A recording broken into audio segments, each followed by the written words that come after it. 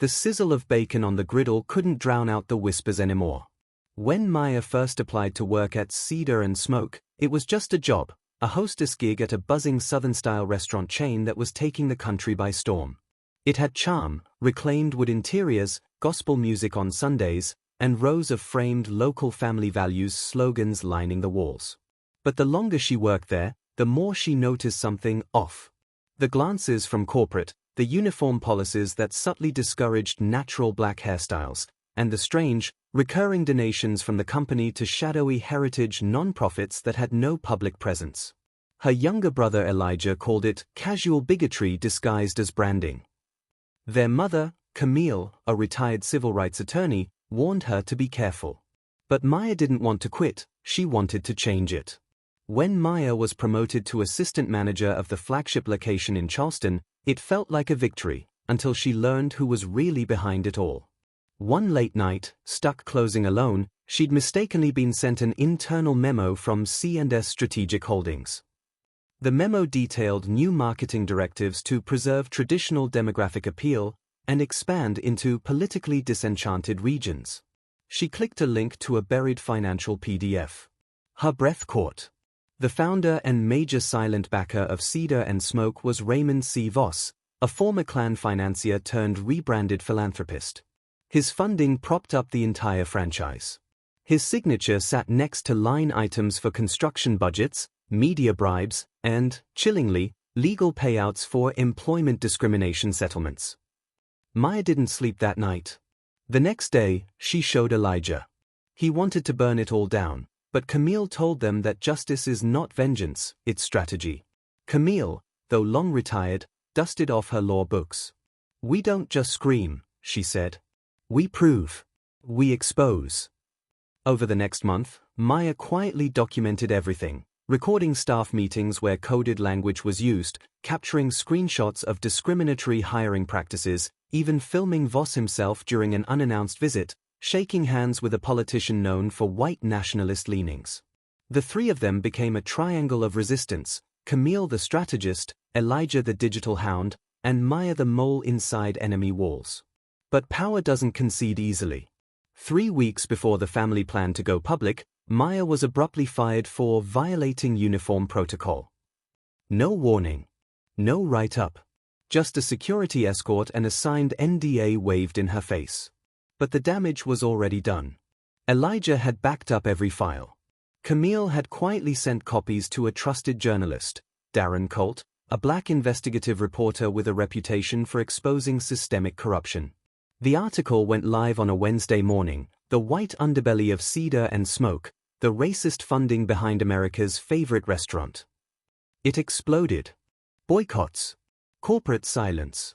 Franchisees quitting en masse.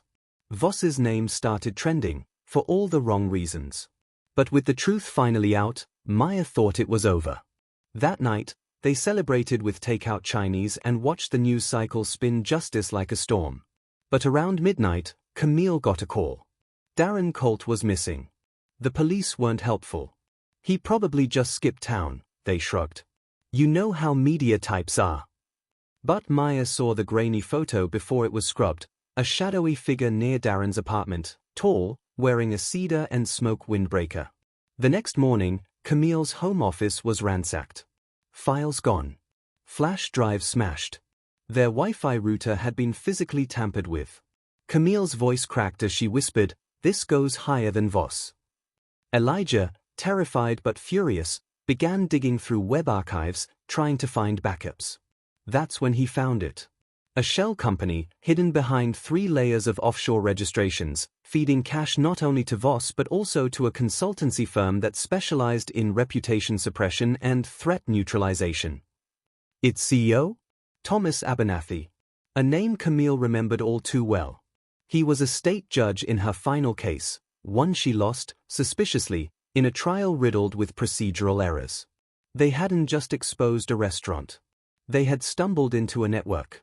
Maya stood at the window that night, watching headlights slow near their house before speeding off. Elijah paced, fists clenched. Camille sat quietly, breathing evenly, her fingers wrapped around a worn photograph of her husband, their father, who died marching for justice. They think fear will silence us, she said softly. But fear is how they always win. And we are not afraid. But even bravery has limits. 2 days later, Camille never came home from her morning walk. Her phone was found in a gutter, cracked.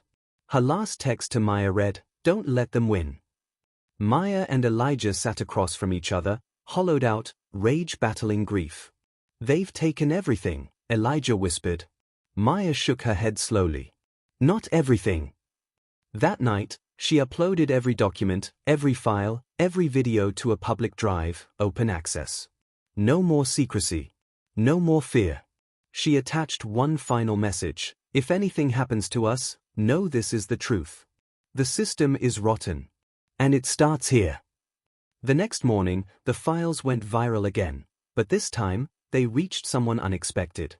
An anonymous email landed in Maya's inbox. No subject. Just one sentence.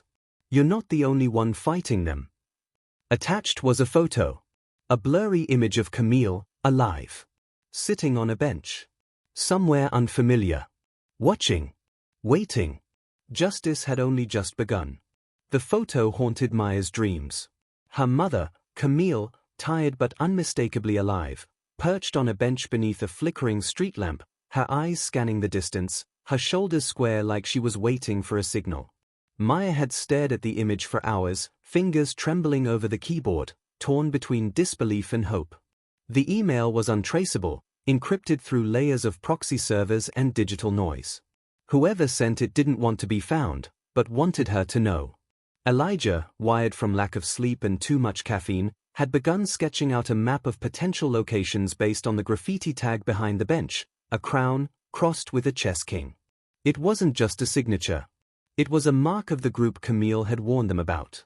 The Order of the Crown, a shadow network of old money, political influence, and white supremacist ideology that had survived generations by embedding itself into legitimate power structures. Elijah had found fragments of it across old archives, conspiracy forums, even court documents that Camille once fought to unseal. The order didn't recruit, it inherited. From judges to media moguls, its members disguised themselves as benefactors and businessmen. And Raymond Voss? He was merely their financier. Their public mask. The real danger moved in silence. 3 days after the photo, Maya and Elijah left Charleston.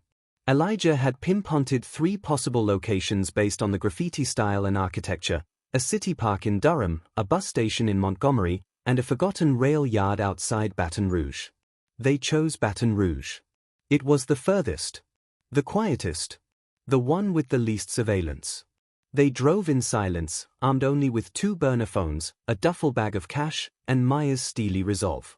Elijah had wanted to bring a gun. Maya refused. "If they catch us with one, we're terrorists. Without it, we're just children looking for their mother." They arrived just past dusk. The rail yard was a graveyard of rusted boxcars and weeds. They walked for nearly an hour before they saw it: the bench, the lamp, the symbol. But Camille wasn't there. Instead, there was a man. Tall. Dressed in a maintenance uniform. He didn't speak. He simply handed Maya a folded envelope and walked away. Inside were coordinates, a train schedule, and one line written in Camille's handwriting: "If they've taken me, then I've found something bigger than I ever imagined. Follow this and trust no one, not even the ones who claim to help." The next morning, Maya and Elijah boarded a freight train, hidden between crates of steel and tools, heading toward Amarillo. What they found there changed everything. A safe house disguised as a meat distribution warehouse. Inside, monitors, files, hard drives labeled with coded abbreviations, and surveillance logs not just on the Voss family and Cedar and Smoke but on senators, judges, police commissioners, many of them linked through encrypted bank transfers to a foundation called Silver Harvest. Camille's name was on a wall-sized diagram, connected by red string to half a dozen known whistleblowers who had all either vanished or died under mysterious circumstances. One of the strings led to Darren Colt. Only he wasn't dead. A side door creaked, and there he stood, leaner, angrier, alive. "Your mother saved my life," he said. "She pulled me out before they could finish the job. Faked my disappearance. But she didn't run. She went in deeper. She's still in there, embedded now, building a case from the inside. Maya stepped back. Inside where? He stared at her. Silver Harvest is a front. But the real operations happen through a political think tank in D.C., they host retreats in Wyoming. Private, invite only. Your mother got in posing as a disgraced judge looking for redemption. She cracked their inner circle. Elijah couldn't believe it. Why hasn't she contacted us? She tried. That photo was a signal. But they're watching everything now. Her window is closing. Darren handed them a black USB stick. This has everything she's gathered. Testimonies. Footage. Financial trails. If we leak this right, the entire order will burn.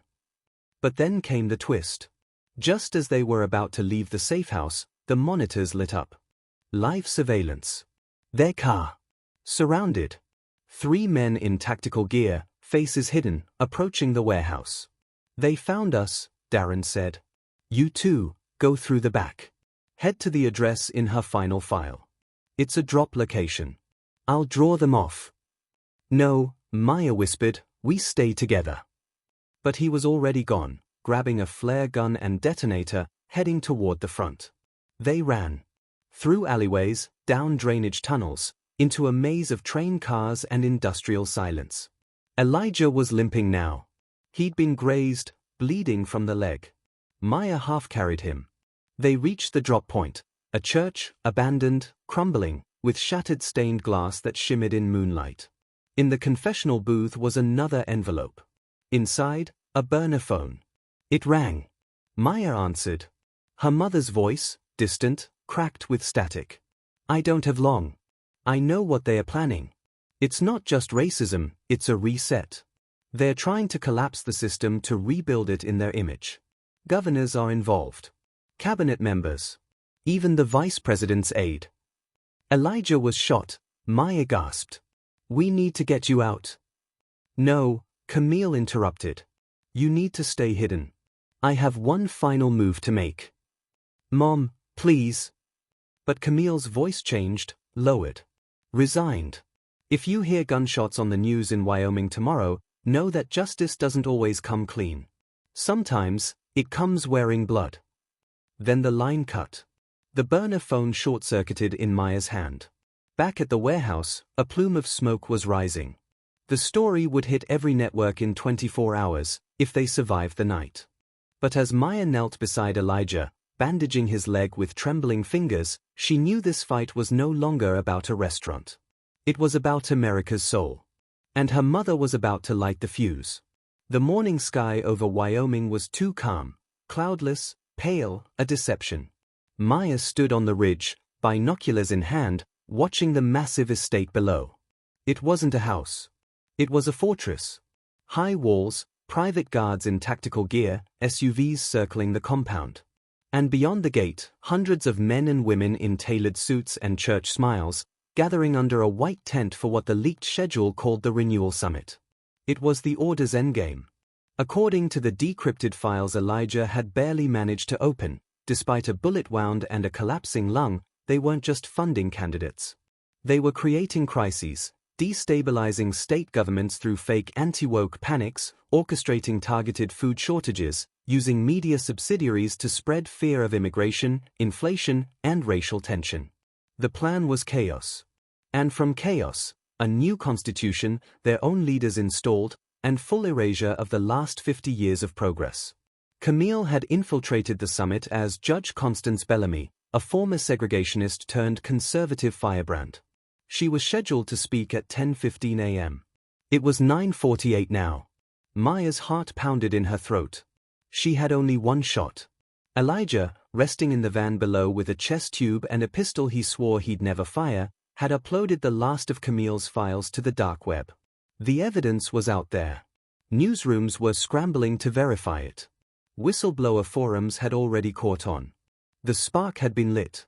But they needed a fire. And Camille hadn't called back. She'd gone silent. Then, Maya saw her. Wearing a cream-colored blazer and dark glasses, Camille stepped onto the stage as the crowd settled into their velvet chairs. Her movements were slow, deliberate. She stood at the podium, hands steady. A familiar click sounded in Maya's ear. The surveillance bug Darren had given her, tuned into Camille's MIC. "Good morning," Camille said, her voice clear, strong. "Before we begin this summit, I want to ask you something." Maya leaned closer to the static-filled feed. "Do you remember why you're here? Why you wear these suits, why you speak in codes and fund PACs and fear the word equality? You're here because you were told that history should have stopped evolving when you were comfortable." There was a pause. Shifting in seats. A cough. Camille continued. "But comfort, for many of you, came through conquest. Through suppression. Through lies. And today, I return those lies." She pulled something from her pocket, a small device. A blackout signal. The entire estate lost power. Screens flickered. Security radios crackled dead. In the silence that followed, Camille raised her voice. "Everything you've done, every donation, every covert meeting, every recorded call, is now public. The people you tried to bury are watching. And they're not afraid of you anymore." Guards rushed toward her. Maya flinched, heart in her throat, whispering, "Run, Mom, please." But Camille didn't run. She raised her arms and shouted, "You can kill me, but you cannot unring a bell." And then, a gunshot. One. Sharp. Echoing. Maya screamed. Dropped the binoculars. Tears burned her face. Camille crumpled to the stage. Panic erupted below. Guests fleeing, guards shouting, drones flying in as broadcast vans began arriving at the gates. Elijah was already calling every reporter who would listen, repeating the words, "Camille Rourke just exposed the order. She died for it. Get it on air now." Maya raced down the ridge, lungs tearing, just as sirens wailed in the distance. 3 days later, Camille's name was on every screen in America. Federal judge turned whistleblower dies after exposing secret white supremacist network. Dozens of politicians implicated in extremist plot to reshape U.S. government. The Rourke Files, inside the fall of Silver Harvest. The fallout was seismic. Senators resigned. CEOs stepped down. Arrests came in waves. Lawsuits flooded the courts. Cedar and Smoke, the restaurant chain Voss had built, was seized by the Department of Justice. All locations closed. The logo, a crowned stag, was now synonymous with betrayal. Raymond Voss tried to flee. He didn't make it past Honduras. Elijah recovered, though he walked with a cane now and rarely smiled. He'd uploaded the final, encrypted files Camille had left behind. A full confession, naming names, time-stamped phone calls from Supreme Court aides, judges who signed off on assassinations disguised as suicides, prison contracts forged under false IDs. Camille had known it would kill her. But she had done it anyway. Because she believed in a world Maya could still live in. Not just survive, but belong. The lesson was brutal. But clear. When systems are built to silence, the only justice comes from the courage to speak louder, louder than bullets, louder than fear. Maya started a foundation in her mother's name. The Rourke Project, a legal fund for families silenced by corporate and government corruption. Donations flooded in. From people of every race, every background. It wasn't charity. It was an uprising. Then, one rainy evening in November, Maya opened her mailbox. Inside was a single photo. A grainy security image from a South African airport. The timestamp was from last week. In the corner of the frame, a woman with the same walk, same tilt of her chin. Camille. Maya dropped the photo, breath gone, heart frozen. Below it was a note. Typed. Clean. No signature. She knew the order would never die completely. She had to disappear. But she left you the map. The rest is yours. The cliff waits. And Maya, like her mother before her, is ready to leap.